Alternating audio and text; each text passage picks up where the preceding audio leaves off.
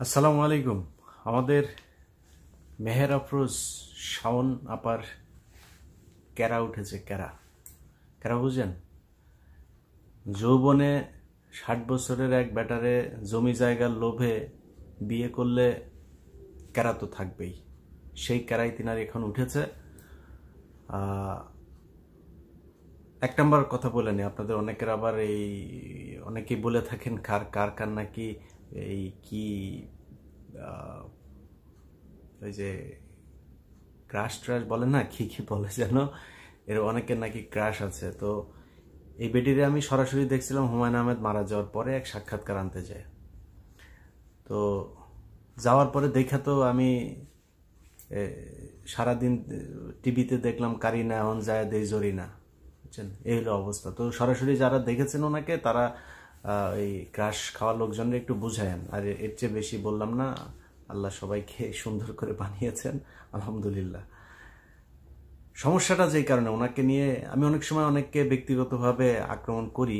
আক্রমণ করার কারণ হচ্ছে কোনো কিছুই ব্যক্তিগত না। আপনি যখন রাষ্ট্রীয় বিষয় নিয়ে কথা বলবেন তখন আপনাকে রাষ্ট্রীয়ভাবেই আপনাকে করা হবে। ওইটার সব কিছুর জবাব দেওয়ার জন্য আপনার কথা। অনেক মানুষ আছে না যে তার ব্যক্তিগত জীবন কি ওইটা নিয়ে কথা বলে। আরে বেটা, ব্যক্তিগত জীবন তুই ওই যে নিজামি, তারা বলা হয়েছে কোন এক জায়গায় হরিণ দিয়া কোন মেয়ে মানুষ দিয়া টিয়া তারপরে কিচ্ছা কাহিনী সাজানো হয়েছে না, সাইদিকে নিয়ে সাজানো হয়েছে না, মুজাহিদকে নিয়ে সবাইকে তো সাজানো হয়েছে। এইভাবে সবার সাথে নারীকে ঢুকিয়ে দেওয়া হয়েছে। মিথ্যা কথা বলে তাদেরকে সাজানো হয়েছে। সত্য কথা বলতে সমস্যা কোথায়? আপনার ব্যক্তিগত বলে কোনো কিছু নাই। আপনি যখন কোনো সাধারণ বিষয় নিয়ে কথা বলবেন, যেটা পাবলিক বিষয়, ওইটার বলতে গেলে আপনাকে পাবলিকলি ট্রান্সপারেন্ট থাকতে হবে। নিজে ট্রান্সপারেন্ট না হয়ে এত পকপকানি করার কিছু নাই।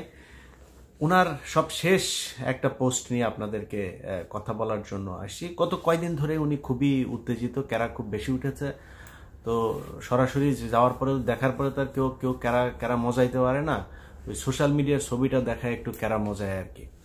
তো যখন উনি পোস্ট করেছেন, আমি যখন এই ভিডিওটা বানাচ্ছি তখন বাংলাদেশ সময় রাত 4টা, রাত 12টা বাজে। তো এই যে পোস্ট করেছেন, পোস্ট করার পরে তিনি সেখানে রাসেলের প্রতি তার একটু দরদ উঠেছে। রাসেলের 60তম আপনার জন্মদিনে উনি খুব আবেগঘন এক করেছেন।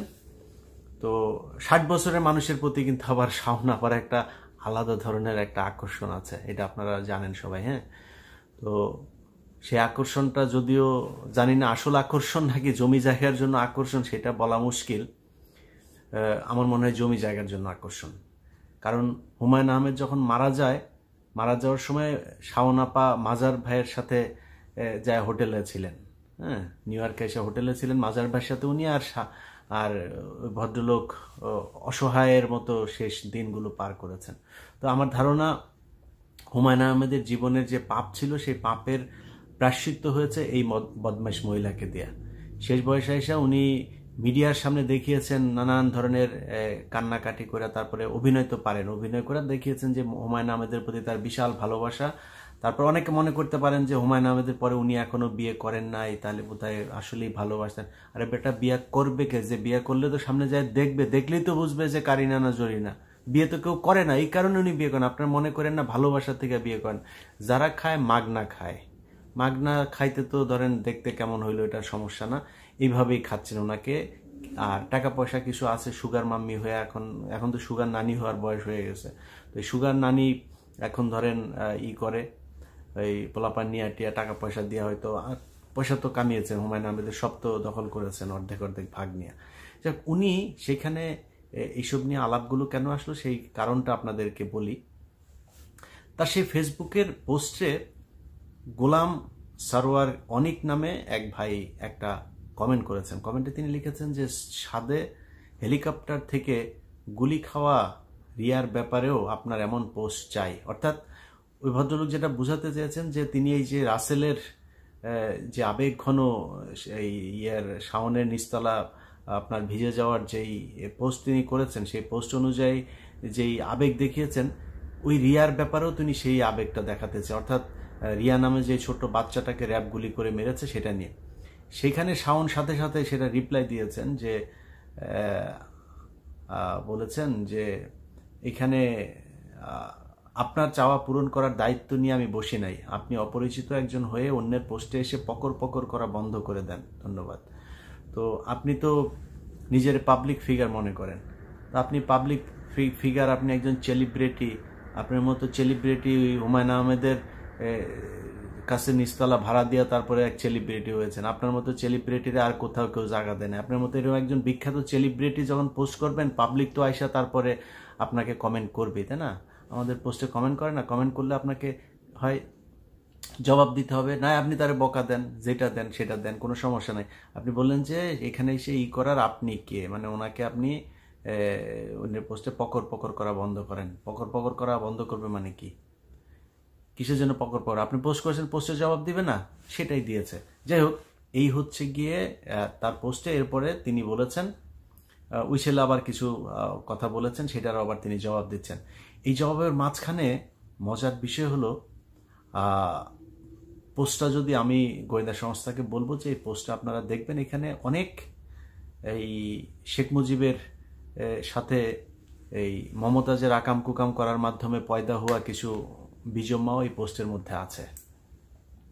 সো কারা কারা ফেসবুকে এই ধরনের এখনো পর্যন্ত এই যে গণহত্যা, যে মুক্তিযুদ্ধ, এই মুক্তিযুদ্ধের শহীদদেরকে নিয়ে এখনো এই ধরনের মন্তব্য করার সাহস পায়, এইসব ব্যাপারে আপনাদেরকে সাবধান হইতে হবে।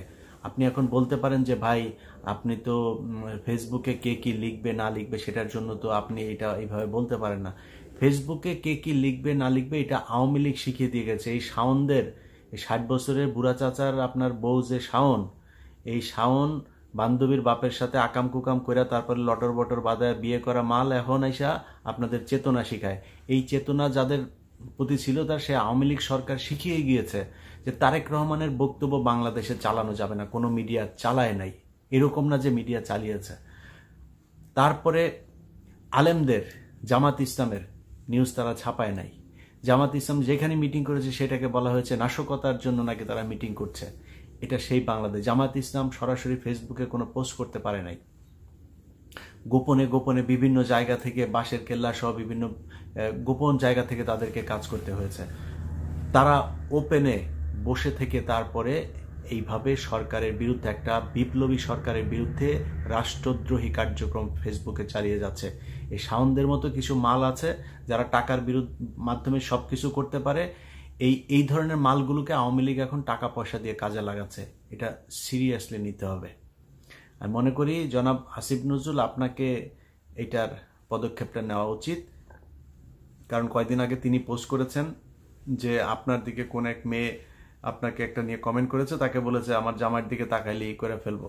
এর আগে আপনি শিল্পকলার ডিজি বানিয়েছেন একজনকে, সেটা নিয়ে তিনি ধন্যবাদ জানিয়েছে আপনাকে। সো আপনার সাথে সম্ভবত একটা কানেকশন তার আছে, এই ব্যবস্থাটা আপনাকেই নিতে হবে।